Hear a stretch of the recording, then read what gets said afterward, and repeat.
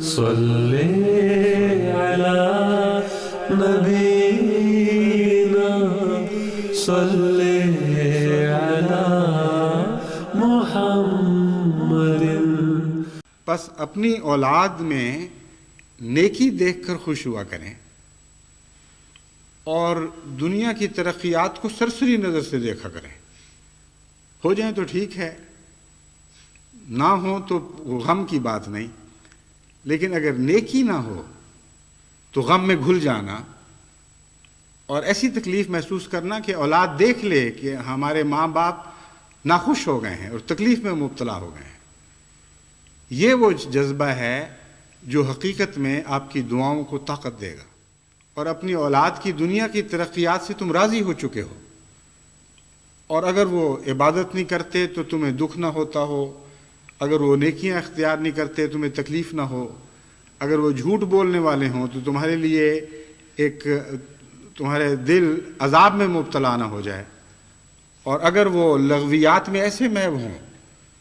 کہ ذکر الہی کے مقابل پر لغویات کو اہمیت دینے والے ہوں، تو پھر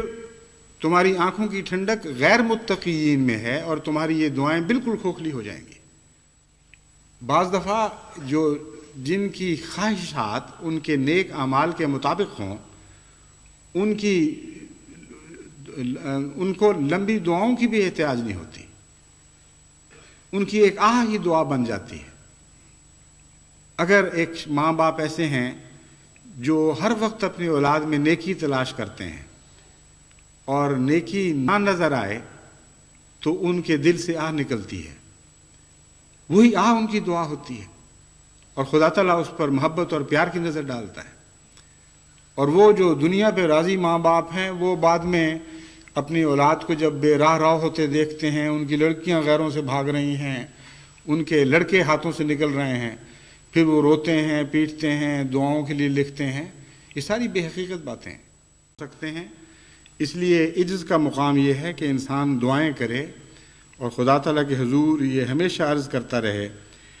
کہ اے خدا تو ہی ہے جو چاہے تو ہم میاں بیوی کو ایک دوسرے سے آنکھوں کی ٹھنڈک عطا کر اور ہماری اولاد کو متقی بنا دے، کیونکہ ایسی اولاد کا امام بننا، یہاں امام سے مراد باپ کا یا ماں کا معنی رکھتا ہے، یعنی دونوں کی چونکہ مشترکہ دعا ہے، اس لیے ماں بھی امامت میں شامل ہے اور باپ بھی امامت میں شامل ہے۔ تو مراد یہ ہے کہ اے خدا ہمیں ان نسلوں کا ماں باپ بنا جو متقی ہوں، اور ان کے بغیر ہمیں آنکھوں کی ٹھنڈک نصیب نہیں ہوگی۔ اس میں ایک اور معرفت کا نقطہ تربیت کرنے والوں کے لیے بیان فرما دیا، جس کو بھلا کر پھر لوگ تربیت میں بے شمار غلطیاں کرتے ہیں۔ فرمایا اگر تمہیں تقویٰ کے سوا کسی اور چیز میں آنکھوں کی ٹھنڈک نصیب ہوئی تو یاد رکھنا نہ تمہارے حق میں یہ دعا قبول ہوگی، نہ تم اولاد کی تربیت کے اہل بنو گے۔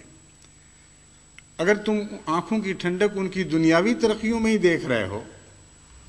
اگر تمہیں اس بات پر فخر ہے کہ بیٹی سنگھار پٹار اچھا کرتی ہے، یا کپڑوں میں اس کا ذوق اچھا ہے، یا اس کی سہیلیاں زیادہ ہیں، یا دنیا کے لحاظ سے وہ بلند مقام رکھتی ہے اور ہر دل عزیز ہوتی چلی جا رہی ہے، اور پڑھائی میں بہت اچھی ہے، اور ان باتوں پر تمہاری آنکھیں ٹھنڈی ہوتی ہیں اور تم واری جاتے اس کے اوپر اور کہتے ہو یہ دیکھو ہماری بیٹی گھر میں آ گئی، آج یہ کیا اس نے، آج وہ کیا،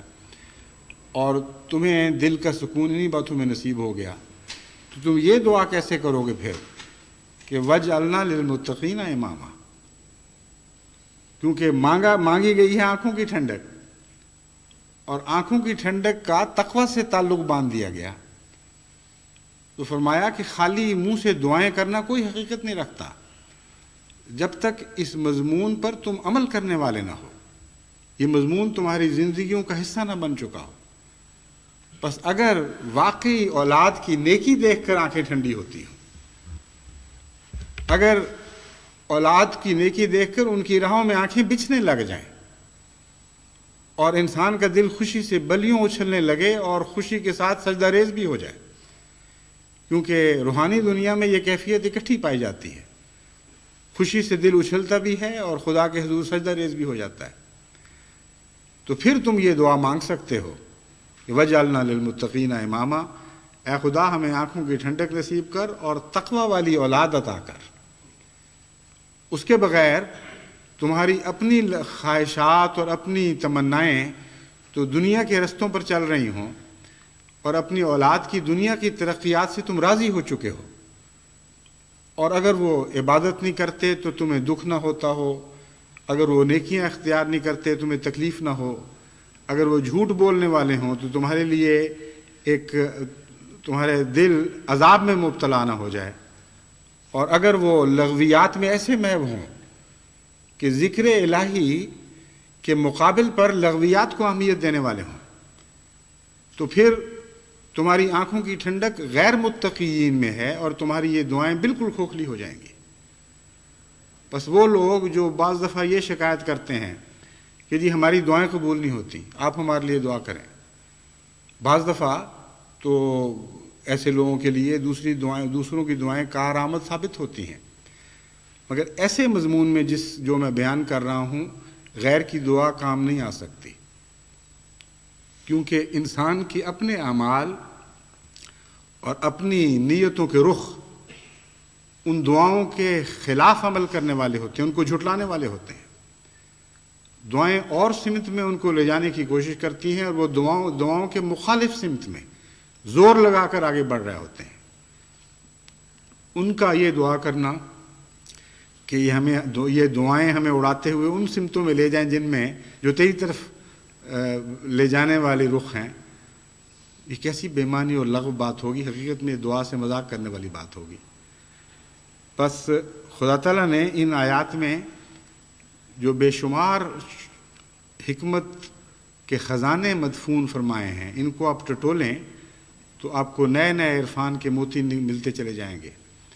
اور ان کا تربیت اولاد کے ساتھ اور تربیت قوم کے ساتھ بہت گہرا تعلق ہے۔ بس اپنی اولاد میں نیکی دیکھ کر خوش ہوا کریں اور دنیا کی ترقیات کو سرسری نظر سے دیکھا کریں۔ ہو جائیں تو ٹھیک ہے، نہ ہو تو غم کی بات نہیں، لیکن اگر نیکی نہ ہو تو غم میں گھل جانا اور ایسی تکلیف محسوس کرنا کہ اولاد دیکھ لے کہ ہمارے ماں باپ ناخوش ہو گئے ہیں اور تکلیف میں مبتلا ہو گئے ہیں، یہ وہ جذبہ ہے جو حقیقت میں آپ کی دعاؤں کو طاقت دے گا۔ وہ عمل صالح جس کے متعلق فرمایا ہے کہ کلمہ طیبہ کو رفع عطا کرتا ہے، جس سے کلمہ بلند ہوتا ہے، وہ یہی مضمون ہے جو بیان کیا گیا ہے کہ ہر دعا کے ساتھ اس سے تعلق رکھنے والا اس کا ایک جوڑا نیک عمل ہوا کرتا ہے۔ یہ ضروری نہیں ہوتا کہ چند نیک اعمال ہوں تو سب دعائیں مقبول ہوں، یا کسی دعا کی قبولیت کے لیے ضروری ہے کہ تمام تر نیک اعمال ہوں۔ یہاں مضمون جوڑوں کا بیان ہو رہا ہے، اور جیسا کہ میاں بیوی کے اچھے جوڑے جس سے ایک دوسرے کے مزاج سے موافقت رکھتے ہوں دنیا میں پائے جائیں یا پائے جاتے ہیں، تو ساتھ ہی وہاں سکینت بھی ملتی ہے۔ اسی طرح دعاؤں اور اعمال کے بعض جوڑے ہیں، جہاں یہ جوڑے پائے جائیں گے وہاں قبولیت دعا کا مضمون ضرور موجود ہوگا۔ بس جس قسم کی آپ دعا مانگتے ہیں، اگر آپ کا عمل اس دعا کی سے مطابقت رکھنے والا عمل صالح ہے تو یقین رکھیں کہ ایسی دعا ضرور رفع پائے گی، کیونکہ قرآن کریم نے اس کے متعلق یہی گواہی دی ہے، اور ضرور مقبول ہوگی۔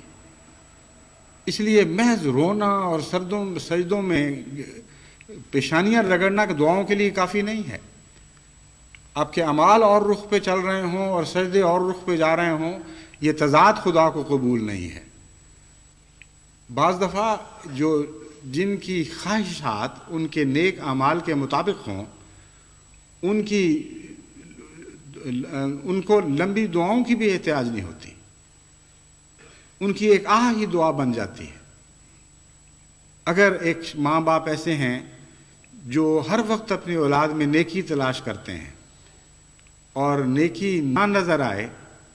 تو ان کے دل سے آہ نکلتی ہے، وہی آہ ان کی دعا ہوتی ہے، اور خدا تعالیٰ اس پر محبت اور پیار کی نظر ڈالتا ہے۔ اور وہ جو دنیا پہ راضی ماں باپ ہیں، وہ بعد میں اپنی اولاد کو جب بے راہ ہوتے دیکھتے ہیں، ان کی لڑکیاں غیروں سے بھاگ رہی ہیں، ان کے لڑکے ہاتھوں سے نکل رہے ہیں، پھر وہ روتے ہیں، پیٹتے ہیں، دعاؤں کے لیے لکھتے ہیں۔ یہ ساری بے حقیقت باتیں ہیں۔ جس طرح دنیا کے مضمون میں سائنس کا معنی ہے حقیقت، اور حقیقت کو تصورات تبدیل نہیں کر سکتے، وہی خدا ہے جس نے روحانی دنیا پیدا کی ہے۔ وہاں بھی ایک سائنس کا مضمون ملتا ہے، اور سائنسی حقائق کے طور پر باتیں پائی جاتی ہیں، محض جذباتی اور تصوراتی طور پر آپ اس میں کچھ بھی حاصل نہیں کر سکتے۔ ہاں، ایک اور مضمون وہاں بالا خانوں کا ملتا ہے،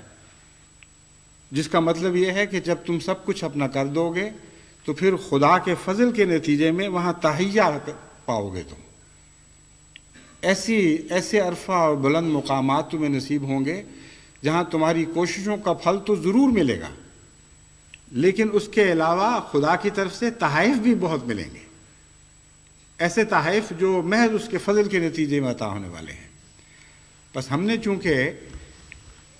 سب دنیا میں اپنی اولاد کی تربیت کرنی ہے، اور آئندہ بہت لمبے عرصے تک اپنی نسلوں کو خالدین فیہا کے مطابق بنانا ہے، یعنی خدا کا یہ وعدہ کہ وہ ہمیشہ اس میں رہیں گے، اس کے متعلق ہم نے کوشش کرنی ہے کہ ہماری نسلوں کے حق میں بھی یہ وعدہ پورا ہو، اور وہ ان اعلیٰ بلند اور عرفہ مقامات پر ہمیشہ رہنے والے بن جائیں۔ اس لیے ہمارے لیے ضروری ہے کہ وہ زندگی اختیار کریں اور تربیت کے وہ رنگ ڈھنگ سیکھیں جو قرآن کریم نے ہمارے سامنے کھول کھول کر مضمون بیان فرمائے ہیں، اور کھول کھول کر ہمیں تربیت کے طریقے سکھا دیے ہیں۔ اللہ تعالیٰ ہمیں آسن توفیق عطا فرمائے۔